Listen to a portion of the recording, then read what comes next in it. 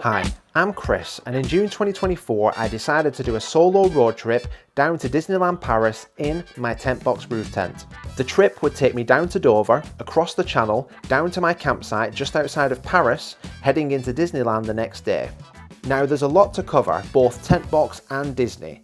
To avoid one long video, I've decided to split this trip up into two different videos. The first video, this video, will focus entirely on the journey itself in my TentBox. I'll talk about the planning, how I got there, where I stayed, and what it was like traveling with my TentBox and driving into Europe. This way, if you fancy planning a similar trip yourself, whether it be in a roof tent or even a camper van, this video will help you with that planning. Part 2 will focus entirely on my day at Disneyland Paris. So if you've no interest in camping and just want to watch my day at Disneyland, you can check out part 2 straight away. So without further delay, here's how I planned my trip down to Disneyland Paris.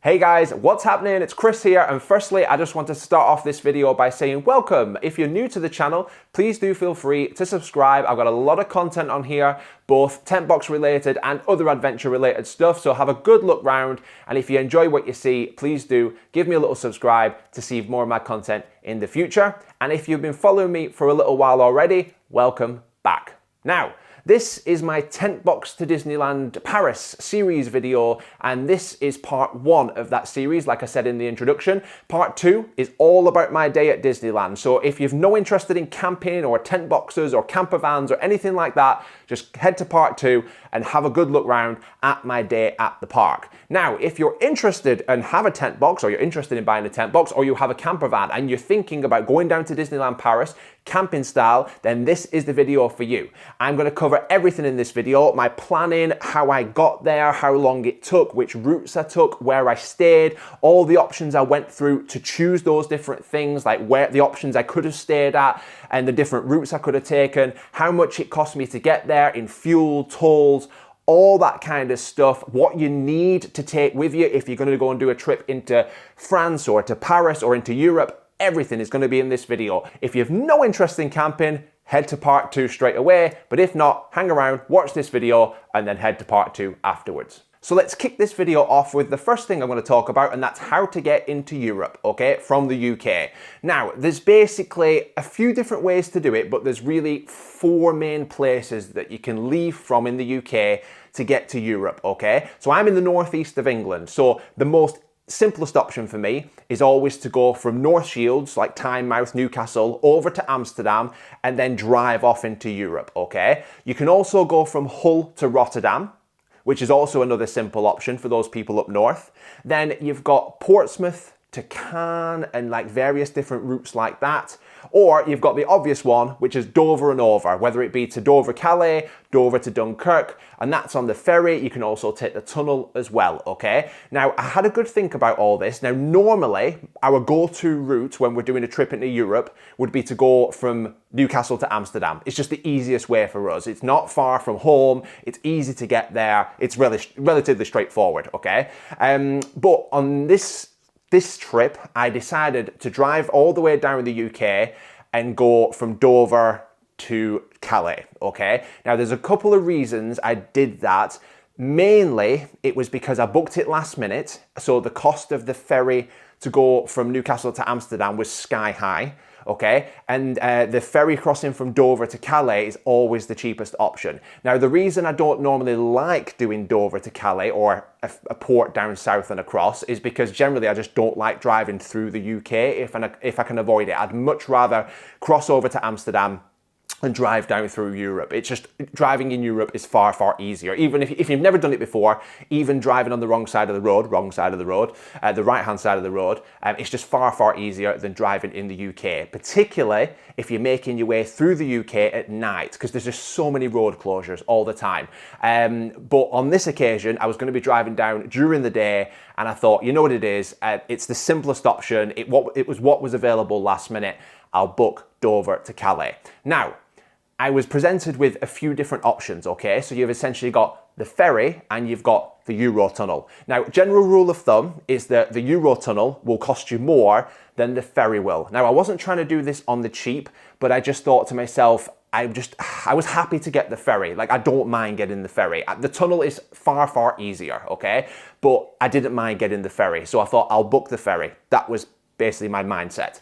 Now, with the ferry going from Dover to Calais, you've basically got three main options, okay? You've got P&O, you've got DFDS, and you've got Irish ferries. Now, again, general rule of thumb is Irish ferries is usually the cheapest one, okay? It's super simple, it's no frills, you can get food on board, they've got a shop.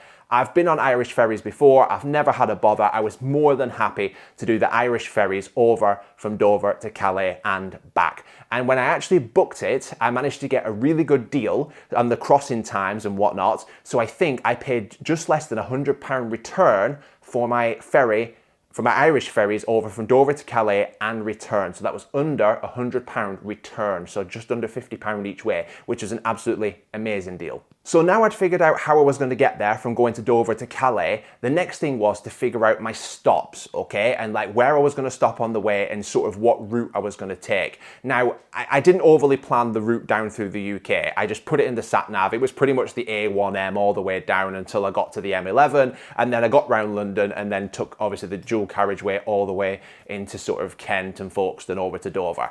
Now, that was simple enough. The way I'd planned it was I was going to do an overnight stay in and around Dover somewhere.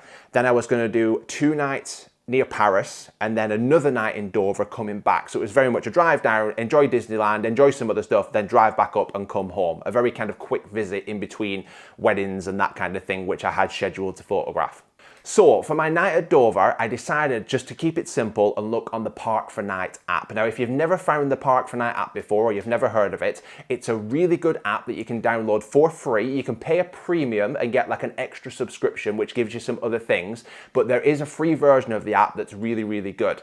And on the Park for Night app, it's basically very user-based and users just put into the app where if they found like a cool place to stay, and they just put it in the app and you can look at it and be like, oh, someone's stayed there, they've took some photos of it, this is how much it costs potentially. People will just leave feedback in this app. So it's a really good app that a lot of people use for finding cool places to stay. So basically what I decided to do is whatever place I found to stay on the way down, I just planned to stay at on the way back up. Kept it super simple. I could just turn up there, pop up my tent, sleep for the night, close everything down nice and early, and then head away the next morning. Now, once you're into Europe, once you get off the ferry at Calais, you've basically got two main options for getting down to Paris, okay? There's loads of roads, but there's two main ways of doing it. You can either do the toll roads or you can do the normal non-toll roads, okay? Now, the big difference is with the toll roads, you pay to go on the toll roads. And just to give you an idea, it cost me about 45 euros on the way down to get from Calais to EuroDisney on the toll road, so about 45 euros-ish. So if you were doing it there and back, you've got a budget for that, I would say about 90 to 100 euros, something like that. Now, the big benefit of the toll roads is that it's far quicker. It takes about 3.5 hours to get from Calais down to Disneyland sort of Paris area. Whereas if you do the non-toll roads, you don't have to pay the toll fees, but it does take you longer. Now, the other benefit to the toll roads is that you've got far less chance of there being an accident or hold-ups that are going to delay your journey significantly. Whereas when you do the non-toll roadways, you're literally going through like the countryside in France and things like that. So if there's road closures or there's traffic jams or accidents or things that could delay your journey, it may have an impact. You'll always be close to a toll road if you decide to just give up on the long way and go back on the toll road and, you know, carry on the tolls. But just so you know, it's going to be quicker on the toll roads. You just have to pay for that privilege. Now, on this trip, I decided to do the toll roads on the way down, and I decided to take the non-toll roads on the way back. And the reason was not necessarily to save money. There was for two reasons for it. The first one was just to see the difference, really, so I could relay it to you in this video, just to kind of say, look, I've drove both and this is the difference.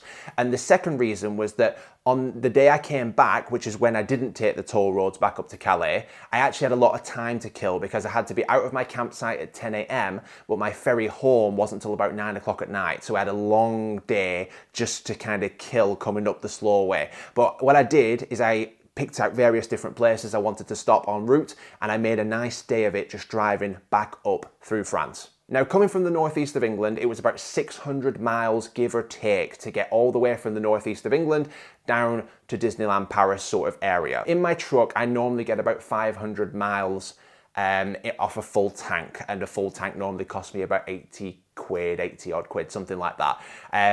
I do obviously lose a little bit of mileage with having the tent on top, and normally you can discount about 3 or 4% off your mileage for obviously having the tent on top. But roughly I spent about 130, 140 pound on fuel to get there and back, just to give you an idea. Now, when I got down to Dover, it was quite late and it was really windy and rainy, and there's quite a nice place to camp on the seafront area. A lot of people set up there, whether they're in roof tents or camper vans. It's actually looks like a really nice spot to camp. However, because it was really windy and rainy, I decided to find somewhere with a bit more shelter. So what I did is I identified a car park on the Park for Night app, just a few minutes drive away, and when I actually got there, it was perfect. I was able to park in the corner of the car park, surrounded by a wall on two sides. It was much better for shelter, and I didn't have any problems with the wind all night. Being a little bit more into the town centre, into sort of Dover centre, I could hear a bit more traffic at night, but it didn't keep me awake, and actually I felt very secure because as I was there setting up the tent, the police came through and sort of drove through the car park. I'll put the details on the screen for you to see. It's a free car park from 6 p.m. till 8 a.m. I booked an early ferry, so it meant I was up early and packed up and away, but I just thought I'd mention it to you as a really good place to stay. My only feedback is that most of the car park, like 98% of the car park, is on a hill, so I would only stay there if you bring some leveling blocks with you, which I did, and it made it far, far easier. I was on the straight all night, and it was a really, really comfortable night's sleep. The great thing about where I stayed at Dover is that it was just less than 5 minutes drive away to the entrance of the port, which was really convenient on the morning. Just a couple of turns and I was there at the port, ready to go through customs. Now, next I'm going to talk about where I actually decided to stay down at Paris, okay? Now, there was a few different options on the table that I was looking at and that I'd had advice from different people. So the first option was to stay at a campsite. Now, generally speaking, the campsites in Europe and in France in particular are actually generally quite good. So I knew if I picked a campsite and a good campsite that the facilities would be great there and just what I needed for stopping for a couple of nights. I wanted to make sure that I had use of the showers and toilet facilities and all that kind of stuff. So having a place with facilities was high up on my list. So campsite was option number one.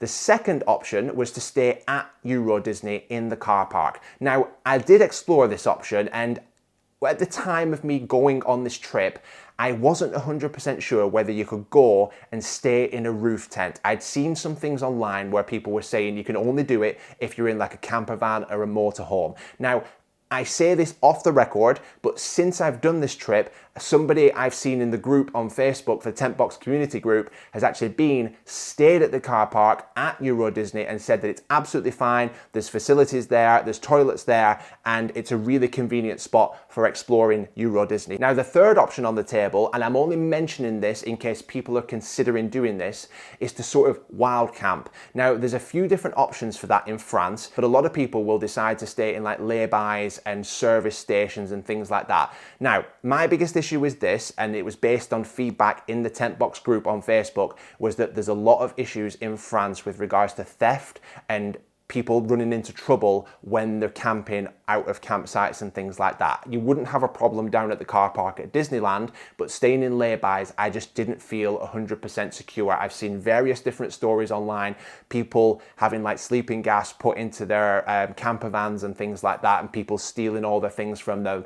I didn't want to even get into that, so I decided to just rule that out completely, and my choices were between the campsite or staying at EuroDisney, but I decided to go with the campsite as my main priority option, mainly because I wanted to leave all my equipment set up for both nights that I was staying there. Whereas if I decided to stay at EuroDisney, in the car park, I'd have to pack everything down the next morning, then go into the park, and then come back out and open everything up again. And it was just easier for me to just be like, look, I'm gonna leave everything set up. I can just go and come back and everything's already set up for me. Now, the other reason I was considering this was because it was expected to be quite heavy rain for pretty much most of the time that I was there. So I didn't really want to be faffing on setting up tents in the rain more than I had to. So I thought thought if I just set up at a campsite close by, I can just leave everything set up, and even if it's raining, I can come back after the day at EuroDisney and just get straight into my tent. So that's what I decided to do. Now, the campsite that I ended up staying at was recommended to me by somebody in the TentBox group on Facebook, and it was a really convenient campsite not too far away. Now, the campsite was called Country Park, and I'm not even going to attempt to pronounce the town that it was based in, but I'll put it on the screen for you and you can find it yourself on Google. Now, this was a really good campsite. It was very quiet while I was there. There was a few different camper vans and motorhomes, but generally speaking, it wasn't that busy. But really good. The facilities were very good. Reception greeted me when I arrived. It was easy to find, easy to get checked in, easy to get pitched up. Honestly, I cannot recommend it enough. The showers were clean, all the facilities were clean. It's exactly what you would want from staying somewhere close by to do this trip. The other benefit of this campsite that I would recommend is that it also has an outdoor swimming pool and a kids play area. So if you're going in the summer months, in the warmer weather with your family and you've got kids, it's a really convenient place to go into the parks, come back and keep the kids entertained in the summer months and in the warmer weather. Now, I didn't just pick this campsite because of the facilities and what was available at the campsite. I picked this campsite because of its location and ease of access to get to the Disneyland parks. In a nutshell, you literally do a 5-minute walk down a country lane to get to the town centre. It's a number 17 bus, or it was when I got the bus. It picks you up right on the corner of the town and drops you off at the turning circle right outside the Disneyland parks. There's no bus changes, it's just the one bus that takes you all the way there. It was the number 17 bus and it cost me €2.50 each way, so about €5 return. So I've covered how to get to Disneyland Paris and where I decided to stop. Now let's talk a little bit, for those of you who are thinking about doing this trip or a trip into Europe, let's talk a little bit about what you might need to take with you. Now, if you've never driven in Europe before, there are a few things that you need to know before you go. The first one is you need to make sure that you drive on the right-hand side of the road, not the left-hand side of the road. Now, if this is a fear of yours and you're like, oh, I could never do that, it's super easy. You get used to it very quickly. Your sat-nav generally guides you. A decent sat-nav will guide you as to what lane you should be using. I use the Waze app. I always do. It's really good. It tells you everything you need to know, and it made driving abroad super convenient. I mean, I've done it many times before, whether it be in the car or on the motorbike, but don't let it put you off. It's super simple. And actually, I mentioned before that driving in Europe is far easier than driving in the UK. For no other reason that people just drive in Europe. No one hogs the middle lane. Everyone just drives, and it's really easy. So don't let it put you off. It's an adventure. Remember that. Now, there are a few other things you need to make sure that you've got if you're going to drive in Europe. The first one is a driver's license. Of course, you're going to need a driver's license. The second one is you need to check your insurance, because not every car insurance provider will let you drive in Europe. So if you're not sure, just have a look through your documents, and if you're still not sure, just contact your insurer and ask them if you're fine to drive your car abroad. The other thing you're going to need to do is take your original copy of your V5C certificate. That's your vehicle logbook. Now, you can't take a photocopy. You have to take your original with you. Keep it somewhere safe, whether it's in the glove box, just because if you get asked for it and you've not got the original, it could cause you problems. Now, in most European countries, you're also going to need some very specific items if you break down while you're traveling abroad. Now, often you can buy a European breakdown kit, and I got one, I think it was about 30 quid with like an AA branding one. It comes with a high-vis jacket, like a warning triangle, a breathalyzer, but each European country has different requirements for what you need to have with you. So just to be sure, I would recommend checking the RAC or the AA website. It has a list on there of what you need for every country, and if you're traveling in the winter months, you need to double check if you need winter tires on your vehicle too. Now, while I'm talking about breakdown kits, it's also worth talking about breakdown cover, and make sure you have European breakdown cover. Now, this isn't a requirement, but it's recommended. I always travel with European breakdown cover because sod's law, you'll be in a situation where you break down and you've got no cover and you need to figure about how to get your way home, and it could end up costing you a fortune. Now, if you're driving into France, and particularly near Paris, it's worth looking at getting a Crit Air certificate. I think I'm pronouncing that right. It's basically an anti-pollution sticker, and it's required required if you go in near some of the major cities in France. Now, I'm not going to name every major city, you can Google that, but Paris, you definitely need one. And even if you're just tipping around the outskirts of Paris to get to Disneyland, depending on what route you take, you might end up going through Paris. Now, just to keep things simple, I just say it's worth ordering one. I'm sure it cost me about €3 or €4. It came in the post, it arrived about 3 weeks later. Just Google it, you order it through the French government website, you put your car details in. The important thing to remember is that when you order this sticker, it's valid for the lifetime of your vehicle, okay? So it's not per trip. If you order it once, you can just stick it on your car and it's always there, but it's non-transferable between vehicles, okay? So you have to buy one for one vehicle and then buy one for another vehicle. But for the sake of €3 or €4, it's not that bad at all. Now, there are other countries in Europe that have their own stickers, okay? So France has this one. Germany has a different one. Now, we bought one for Germany and I'm sure it cost us about €18, something like that. So the France one is a lot cheaper, okay? The German one was more. We've just got both because it's just, you know, it's there. If I ever decide I want to go near a city, I don't have to think, oh, I can't get there because I've not got the certificate. You can just get it and drive there, okay? And like I said, if you're going to France for the sake of €3 or €4, it's a no-brainer in my opinion. The only other thing I'd recommend making sure you have if you're going to go abroad is travel insurance, okay?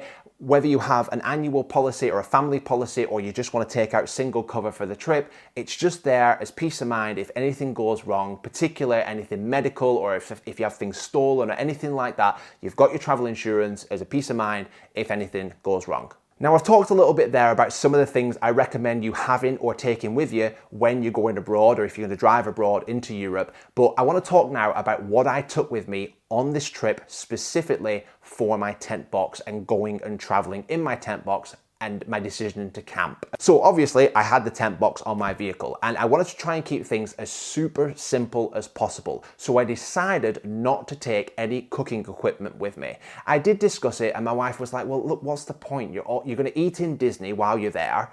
And then for the other times you're gonna be on the road. And then for the nights in Dover, you're gonna be staying in a car park. So what's the point in whipping out all the cooking equipment and making your life more complicated, especially if the weather forecast wasn't great, which it wasn't for me. I didn't want to be trying to sat there persevering, being like, yeah, outdoors.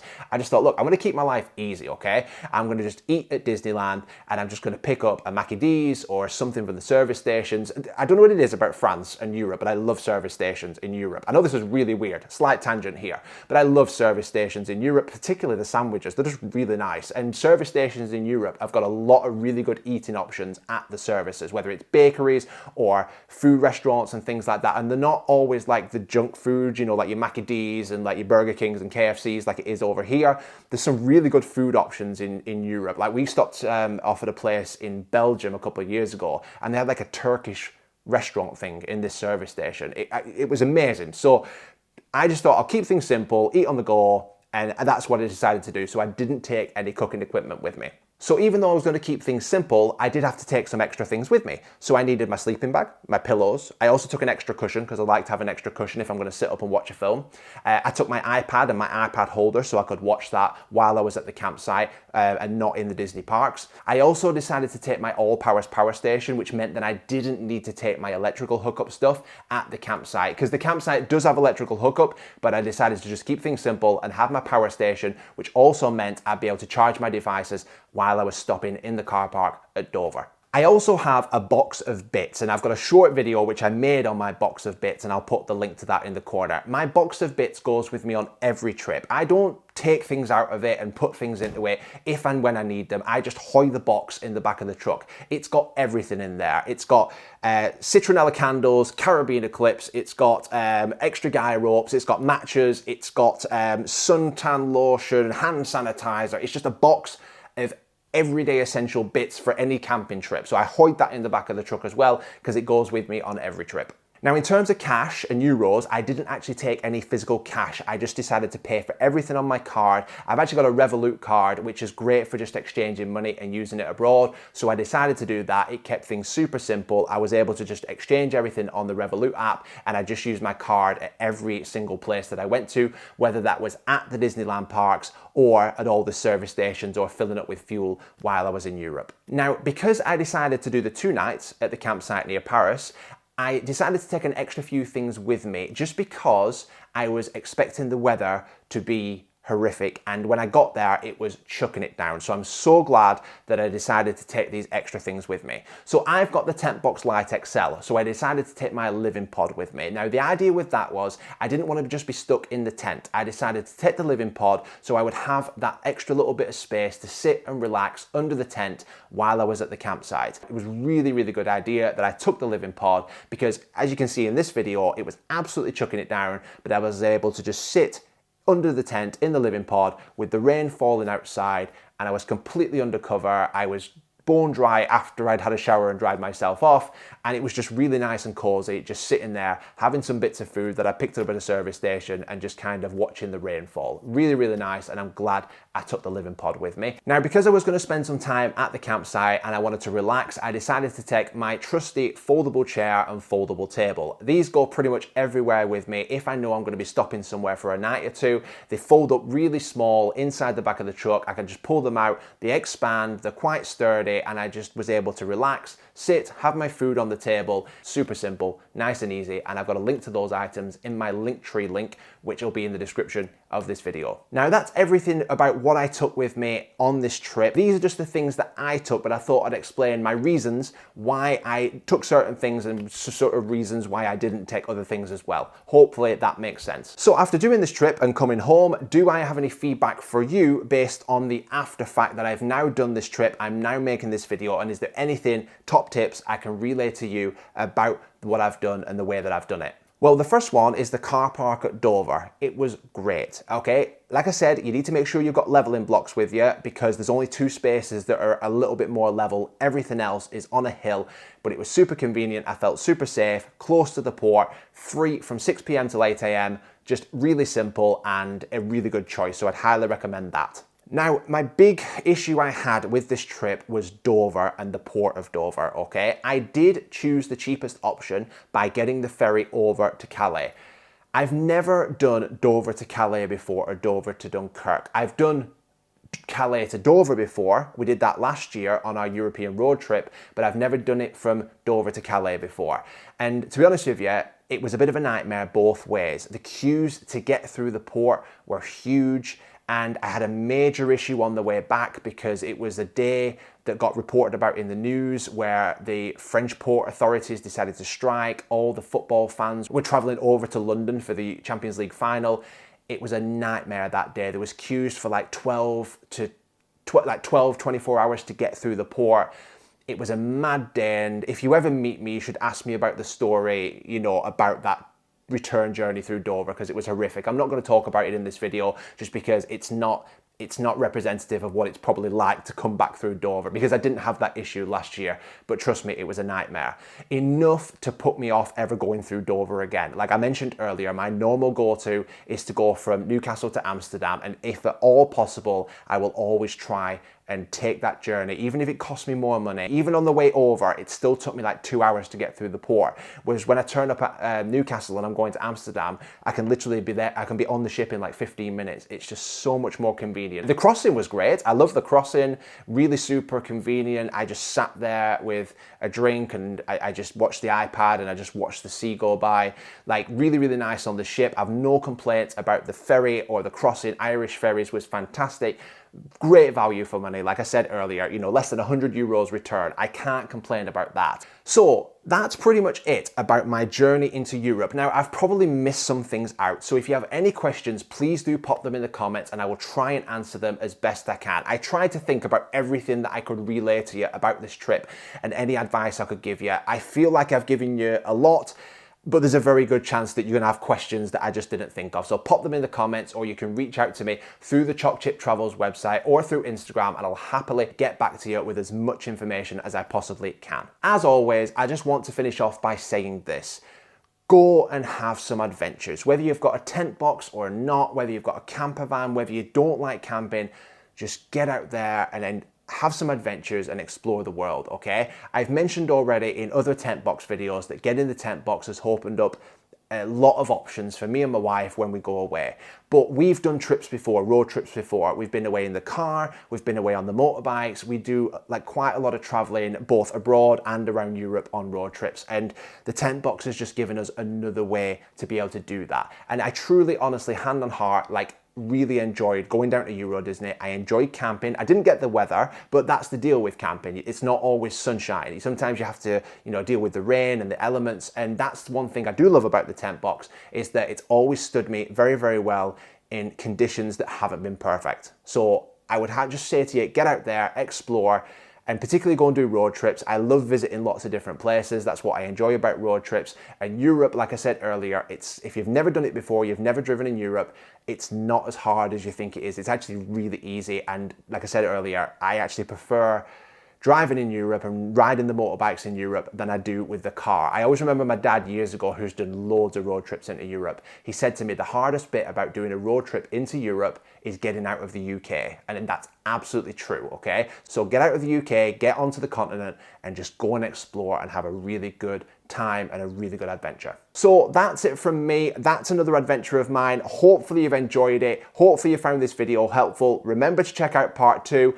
Any questions, reach out to me in the comments or any other way that I've mentioned. I'll happily get back to you. If you've enjoyed this video, please do give me a quick like and remember to subscribe to the channel. I've got a lot more content coming in the future. Remember, if you have a tent box or you're interested in a tent box, head down into the description to this video and all my other videos. I've got discount codes and links to the various different products and accessories that I use, including TentBox discount codes, as well as a link to the All Powers power station that I have as well. I've got videos on this channel about those various different things. Have a good look round in the description and all over my channel for more stuff, and I'm sure you'll find it helpful. Many people do. And if you have any questions, like I said before, pop them in the comments or reach out to me and I'll happily get back to you. And I guess, hopefully, I'll see you on the road at some point in the future. Take it easy. I'll catch you next time.